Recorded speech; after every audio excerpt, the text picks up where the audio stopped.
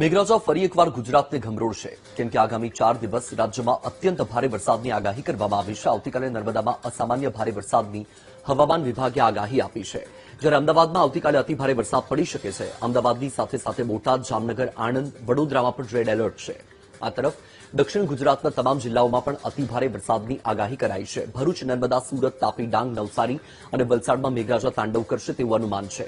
આવી સ્થિતિ એટલા માટે સર્જાઈ છે કારણ કે deep depression, monsoon trough, western disturbance અને ઓફશોર ટ્રફ નામની 4 સિસ્ટમ સક્રિય છે, જેના કારણે પવન સાથે વરસાદ ખાબકવાની શક્યતા, દરિયો પણ તોફાની બનવાનો હોય માછીમારોને દરિયો ન ખેડવા માટેની સૂચના આપવામાં આવી છે।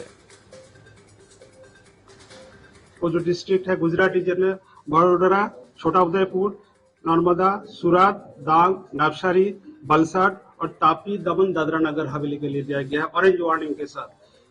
और हेवी रेनफॉल खेड़ा, आनंद, पंचमहल, दाहोद, माहिसागर, भरूच के लिए येलो वार्निंग के साथ दिया गया है। सौराष्ट्र कच्छ के लिए आज खाली थंडरस्टॉर्म वार्निंग है। कल के लिए 31 जुलाई के लिए एक्सेप्शनली हेवी रेनफॉल का वार्निंग दिया गया है, रेड वार्निंग के साथ नर्मदा डिस्ट्रिक्ट के लिए दिया गया है। और जो एक्सट्रीमली हेवी रेनफॉल का वार्निंग दिया गया है अहमदाबाद, आनंद, बड़ोदरा, छोटा उदयपुर, नर्मदा, भरूच, सूरत, डांग, नवसारी, वलसाड, तापी, दमन, दादरा नगर हवेली दक्षिण के सारे जिला रेड वार्निंग में है।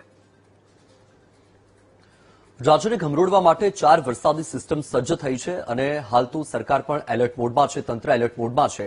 સિસ્ટમની પરિસ્થિતિ શું છે, કેવી રીતે કયા જિલ્લામાં વરસાદની પરિસ્થિતિ રહેવાની છે, સંવાદદાતા ભૌમિક વ્યાસ ન્યૂઝરૂમથી લાઈવ જોડાયા છે અને આપણને તમામ જે અપડેટ છે અપડેટ આપણને આપશે। અત્યારે ભૌમિક વત્સલ, આવતીકાલથી લઈને 2 દિવસ એટલે કે આગળના બીજા 2 દિવસ કુલ 4 દિવસ વરસાદની આગાહી છે।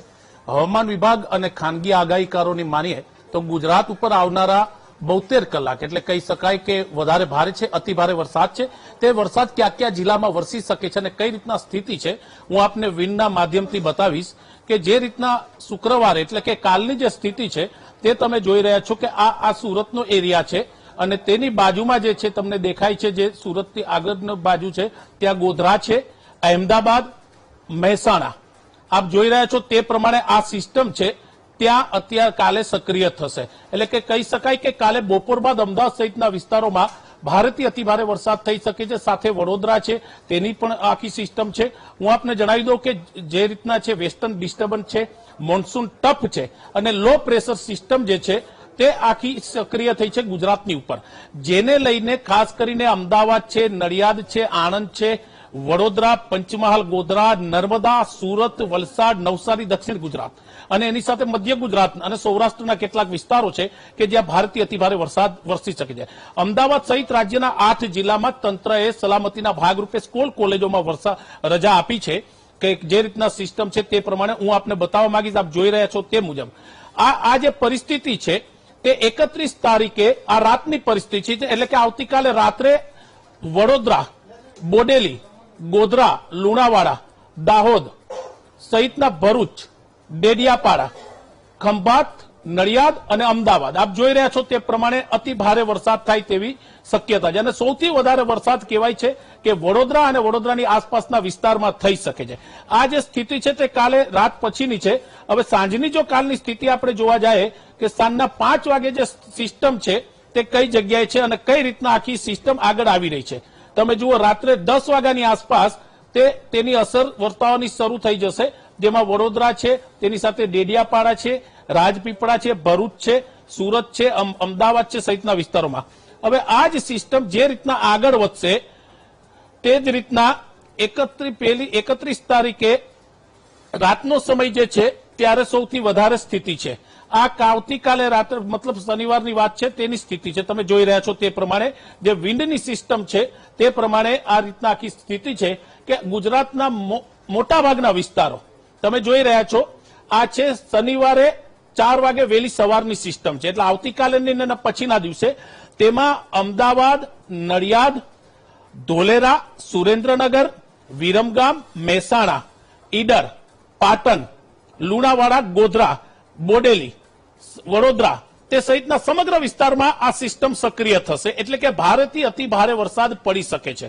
આપને જણાવી દો કે જે રીતના સ્થિતિ છે તેને પહોંચી વળવા માટે સરકાર પણ સક્રિય બની છે, પણ કહેવાય છે કે આવતીકાલે બપોર બાદ આની અસરની શરૂઆત થશે અને ધીમે ધીમે જે રીતના આ સિસ્ટમ આગળ વધશે ગુજરાત તરફ તે પ્રમાણે તે વરસાદ પણ વરસશે અને માનવામાં આવે છે કે આવતીકાલે બપોર પછી ભારેથી અતિ ભારે વરસાદ આ વિસ્તારોમાં થઈ શકે છે.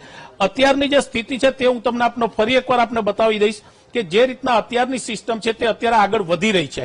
આજે જે 30 તારીખ છે, 31 તારીખે લગભગ સાંજના 5 વાગ્યાની આસપાસ, એટલે કે આ રાતના 9 વાગ્યાનું આખું જે શેડ્યુલ દેખાડે છે તમને તે છે.